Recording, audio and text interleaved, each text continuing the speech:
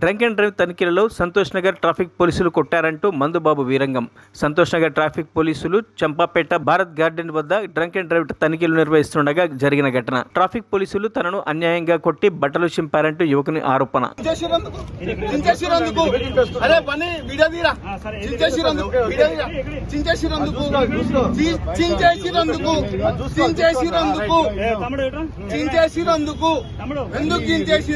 Drunk and drive లేదు, చలాన్లు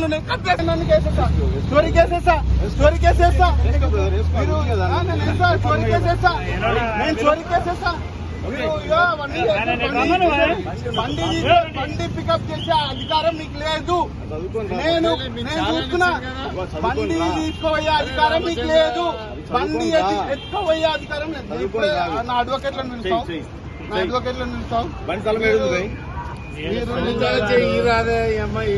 బుద్ధు కట్టేస్తాం కదా. అరే బుద్ధు